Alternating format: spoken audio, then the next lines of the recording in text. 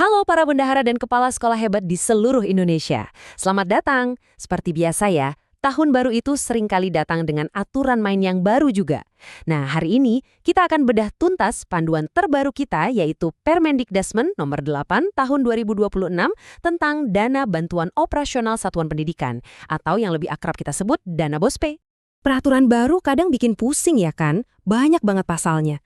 Tapi tenang aja. Dalam beberapa menit ke depan, kita akan coba pecah-pecah aturan ini jadi langkah-langkah yang jauh lebih simpel dan praktis.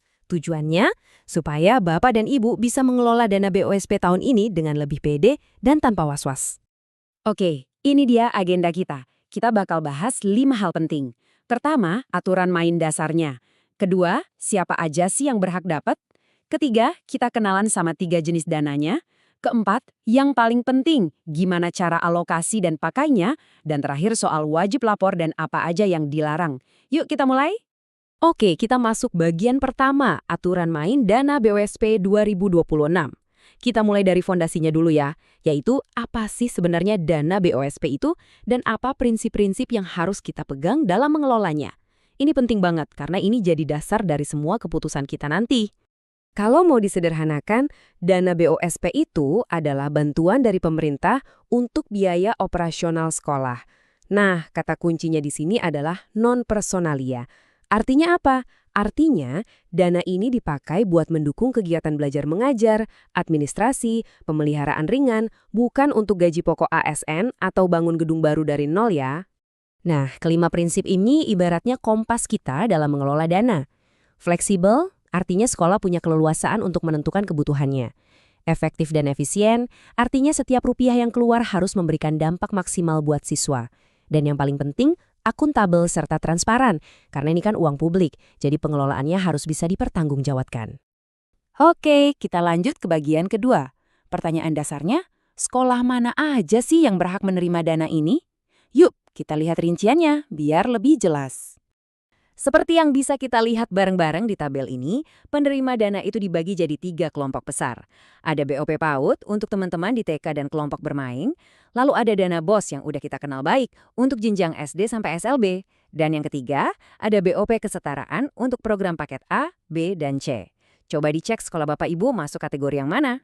Nah, ini dia poin yang super krusial. Sebelum kita ngomongin dapat berapa, ada 4 syarat administrasi yang sifatnya wajib dipenuhi. Ini ibarat tiket masuknya. Sekolah harus punya NPSN, data di Dapodiknya harus sudah diupdate paling lambat 31 Agustus, punya izin operasional yang masih berlaku, dan tentunya punya rekening atas nama sekolah, bukan pribadi ya. Tanpa 4 ini, dana nggak akan cair. Ini mutlak. Lanjut ke bagian 3. Setelah tahu siapa aja penerimanya, kita juga perlu paham kalau dana BOSP itu ada 3 jenis. Masing-masing punya tujuan yang spesifik. Kenapa ini penting? Wah, penting banget buat perencanaan anggaran sekolah. Yang pertama itu dana reguler. Anggap aja ini sebagai bahan bakar utama operasional sekolah sehari-hari. Mulai dari beli ATK, bayar listrik, internet, kegiatan siswa, pokoknya yang rutin-rutin. Ini dana yang diterima oleh hampir semua sekolah. Kedua, ada yang namanya dana kinerja. Ini semacam bonus atau insentif buat sekolah-sekolah yang dinilai punya performa bagus. Misalnya, dilihat dari prestasi siswa atau rapor pendidikannya yang hijau. Ini tuh penghargaan sekaligus modal biar bisa jadi lebih baik lagi. Keren kan? Dan yang ketiga adalah dana afirmasi. Ini adalah dukungan khusus untuk sekolah-sekolah di daerah yang punya tantangan lebih. Misalnya di daerah terpencil, tertinggal, atau yang kena dampak bencana. Tujuannya mulia banget, yaitu untuk memastikan semua anak Indonesia, dimanapun mereka berada, bisa dapat pendidikan yang layak. Oke, sekarang kita masuk ke bagian 4. Bagian yang paling ditunggu-tunggu nih kayaknya. Gimana cara kita belanjain dananya? Nah, disinilah peran Bapak dan Ibu sebagai bendahara jadi sangat sentral. Yuk kita lihat aturan mainnya. Jadi, dana reguler itu bisa dipakai buat apa aja? Wah, daftarnya panjang dan fleksibel banget. Mulai dari kegiatan penerimaan siswa baru, ngembangin perpustakaan, bikin ekskul yang seru, sampai buat ngasih pelatihan ke guru-guru.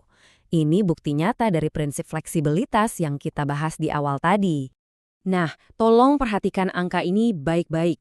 Ada satu aturan yang sifatnya wajib dan penting banget, minimal 10% dari dana BOS reguler itu harus wajib dialokasikan untuk pengembangan perpustakaan dan pembelian buku. Ini menunjukkan fokus pemerintah ke literasi. Jadi, pastikan alokasi ini ada ya di RKAS Bapak Ibu. Aturan krusial berikutnya adalah soal pembayaran honorarium. Untuk guru atau tenaga kependidikan non-ASN, ada batas maksimalnya. Untuk sekolah negeri, maksimal 20% dari total dana. Sedangkan untuk sekolah swasta, batasnya lebih tinggi, yaitu bisa sampai 40%. Pastikan Bapak Ibu menghitung ini dengan cermat ya, jangan sampai lewat batas. Akhirnya kita sampai di bagian terakhir. Menerima dana itu artinya kita juga memegang tanggung jawab. Di sini kita akan bahas dua sisi dari koin yang sama. Apa kewajiban pelaporan kita, dan apa saja larangan yang sama sekali nggak boleh dilanggar. Mohon dicatat baik-baik tanggal-tanggal ini, kalau perlu pasang alarm di kalender. Ada dua deadline pelaporan yang super penting. Pertama, laporan tahap 1, paling lambat 31 Juli, ini syarat utama supaya dana tahap 2 bisa cair. Kedua, laporan keseluruhan, paling lambat 31 Januari tahun depannya. Terus, apa konsekuensinya kalau kita telat lapor?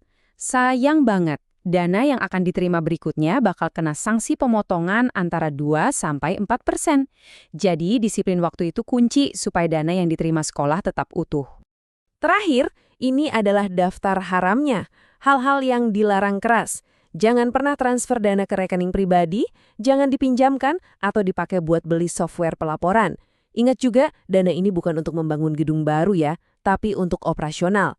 Intinya satu, dana ini murni untuk kepentingan siswa dan sekolah. Titik. Jadi, pada akhirnya kita kembali ke prinsip awal. Peran Bapak dan Ibu sebagai bendahara dan kepala sekolah itu adalah menjadi garda terdepan untuk memastikan setiap rupiah dana BOSP dikelola dengan 3 kata kunci, fleksibel, akuntabel, dan transparan. Ini adalah amanah yang besar untuk kemajuan pendidikan anak-anak kita. Nah, dengan semua pemahaman ini, pertanyaannya sekarang adalah, apakah kita siap untuk menyusun RKAS yang nggak cuma patuh aturan, tapi juga benar-benar efektif untuk memajukan sekolah kita? Yuk kita wujudkan ini bersama-sama. Terima kasih sudah menyimak.